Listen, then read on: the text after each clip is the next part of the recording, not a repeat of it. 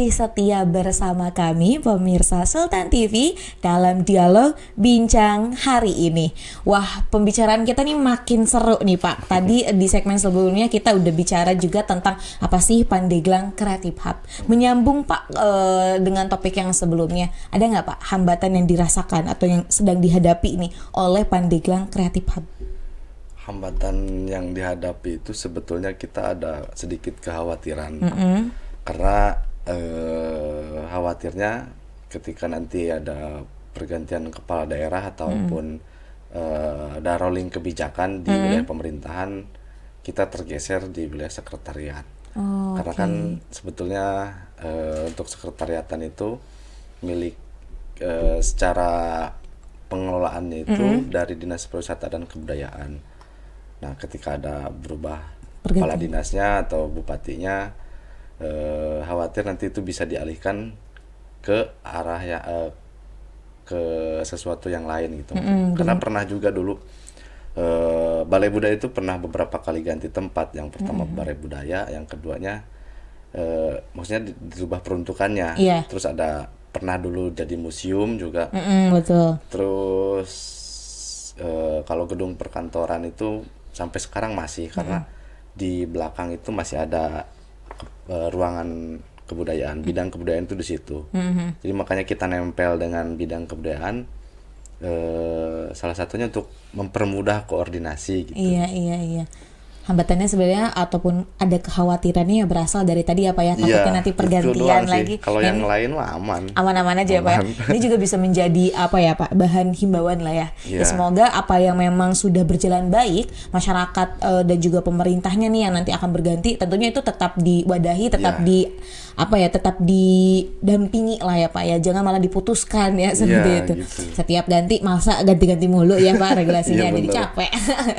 Nah, kemudian nih Pak ya, ada nggak upaya pemerintah setempat nih untuk membantu Pandeglang Creative Hub itu sendiri?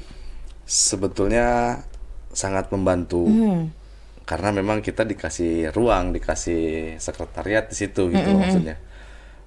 Itu salah satu bentuk dukungan. Kemudian di wilayah penganggaran juga sebetulnya tidak ada penganggaran secara khusus, tapi itu bisa istilahnya gini, kita bisa membantu program dinas atau program pemerintah berjalan dengan ada dengan menjalankan program pementasan misalkan gitu. Jadi kita yang bikin workshopnya, terus pemerintah itu bisa memfasilitasi pementasannya. Jadi subsidi silang. Ya, subsidi silang ya. Gitu. Saling menguntungkan juga sebenarnya satu sama lain. Dan jadi pemerintah setempat ternyata cukup membantu sekali ya Pak ya. Cukup membantu sangat sekali. Baik. Nah, bicara tentang Pandeglang Creative Hub yang memang tadi berfokus pada kebudayaan dan juga kesenian ya Pak ya, yang ada di Pandeglang. Sebenarnya Pak, kesenian apa sih atau kebudayaan apa nih yang ternyata orang-orang lain atau bahkan orang Pandeglangnya sendiri belum banyak tahu?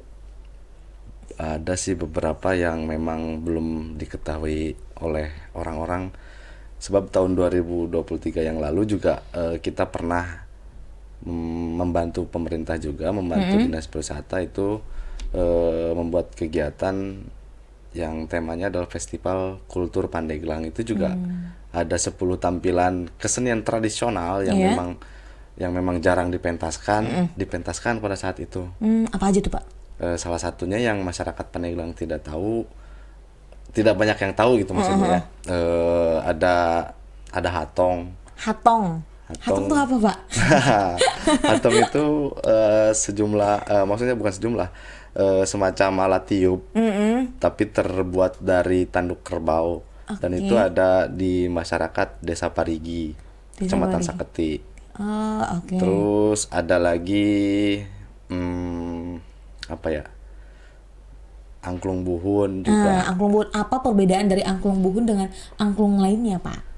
Angklung buhun, bukan angklung buhun, bukan ya? Calung renteng. Calung renteng. Calung itu kan sejenis kayak angklung juga ya Pak ya? Nah, itu alat musik bambu, masih satu rumpun lah alat musik bambu. Cuma bedanya kalau calung renteng yang di Pandeglang itu menyusun ke atas. Kalau calung renteng yang di Jawa Barat itu seperti kita bermain gamelan. Dan itu juga banyak yang belum tahu. Terus salah satunya lagi adalah toleat juga kan belum pada tahu. Nah, itu juga adanya alat tiup. telolet, Pak. Kalau telolet kan itu sekarang banyak di TikTok. Iya, toleat. Toleat juga alat tiup dari bambu. Itu juga justru itu dekat sekali dengan kota. Di Juhut, masyarakat Juhut sering memainkan toleat di ladang. Fungsinya jadi untuk sekadar hiburan aja atau ada fungsi lainnya tuh Pak toleat? Ada beberapa di dalam, maksudnya untuk toleat aja. Kalau toleat itu sebetulnya untuk fungsinya untuk hiburan dan salah satu alat untuk mengusir hama tanaman. Begitu. Baik. Ternyata ada banyak ya Pak ya keseniannya. Banyak. Nah kita bergeser sama salah satu bagian dari kebudayaannya tarian gitu ya Pak ya. Dan Pandeglang kan identik dengan rampak bedug. Ada nggak Pak yang lainnya nih gitu? Banyak sih kalau misalkan kita lihat perkembangan atau penciptaan karya dari beberapa sanggar atau penggarap, itu banyak tarian-tarian baru yang mengangkat sejarah misalkan, terus kearifan lokal atau tradisi atau budaya yang ada di sekeliling Pandeglang. Itu banyak karena karena sekarang itu di perlombaan siswa SMP, SD, SMP, SMA itu ada yang namanya FLS2N itu selalu bertemakan kedaerahan dan itu selalu penciptaan karya baru. Sebetulnya itu menjadi sebuah perkembangan yang pesat karena setiap tahun. Iya betul Setiap sanggar FLS2N ya Pak ya. Iya, setiap tahun setiap sanggar itu berkreasi melalui sekolah masing-masing misalkan gitu. Tapi kalau untuk dipatenkan menjadi satu, contohnya kayak rampak bedug udah identik sama Pandeglang itu masih belum ya Pak ya? Itu belum karena memang prosesnya lama sekali. Prosesnya lama, itu harus dulu melewati tahap-tahap pengakuan masyarakat, terutama itu sih. Karena dan itu harus konsisten dilakukan berulang-ulang. Jadi ya harus banyak juga yang melakukannya lagi gitu loh. Tapi kebanyakan seniman tidak memberikan ya silahkan pakai ini tarian saya gitu loh. Ada sisi ini ya Pak ya, jadi masih memilikinya banget gitu patennya. Jadi akhirnya kayak orang-orang pun merasa nanti saya kena halah lagi ya Pak ya gitu kalau menggunakannya. Nah tadi di balik layar Pak Mirsa, kita udah ngobrol ya Pak ya tentang ada satu kesenian ya atau kebudayaan yang Bapak ternyata juga buat. Boleh Pak? Itu juga sebetulnya dari tahun 2014 saya bikin itu nama pertunjukannya Wayang Nganjor. Wayang Nganjor karena Wayang Nganjor ini salah satu bentuk kolaborasi sebetulnya. Di dalam satu pertunjukan ada kesenian wayang golek, rampak bedug dan ubruk. Semuanya kesenian yang berkembang di Pandeglang. Itu dikolaborasikan, dibuat suatu bentuk sedemikian rupa sehingga menjadi pertunjukan yang baru. Baru sih menurut saya karena yang lain kolaborasinya hanya dengan musik modern segala macam gitu wayangnya. Tapi kalau saya kolaborasinya dengan kesenian lokal yang ada di Pandeglang. Sebetulnya tujuannya untuk memperkenalkan rampak bedug itu apa dulu tuh. Terus ubruk itu apa karena ceritanya pun tidak pakai cerita Ramayana, Mahabharata atau kita cuma meminjam istilah-istilah atau tokoh-tokoh yang ada di situ. Istilahnya nama istilahnya adalah defamiliarisasi tokoh. Jadi tokoh itu kita minjem tokoh yang familiar untuk menceritakan bahwa rampak bedug itu ini gitu loh. Misalkan Arjuna tiba-tiba main rampak bedug kan gitu. Orang lain pasti tahu Arjuna, tapi rampak bedugnya belum tahu. Gitu. Jadi meminjam tokoh itu untuk memperkenalkan apa itu rampak bedug atau apa itu ubruk. Ada nggak Pak publikasinya? Mungkin nanti bisa ditonton. Ada di YouTube, tinggal di searching aja ada Wayang Nganjor. Wayang Nganjor. Nah, pemirsa boleh tuh ya sekalian nanti bisa dilihat ya. Nah Pak, nggak kerasa nih Pak, kita udah berbincang 30 menit lebih ya Iya, Pak iya. ya. Nah, boleh nih Pak, Bapak sampaikan kepada pemirsa Setia Sultan TV juga harapannya untuk PCH ini apa ya Pak ke depannya?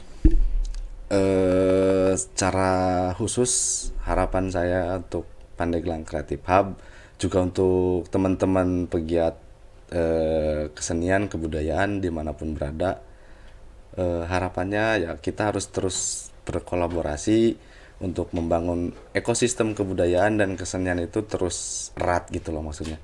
Kalau misalkan sudah erat kaitannya, itu siapa yang akan bisa memisahkan itu? Artinya perkuat kolaborasi untuk kebudayaan yang lebih maju lagi. Baik. Sudah Pak? Ada Gitu, lagi yang ingin sudah. disampaikan? Cukup sih. Wah, baik Pak.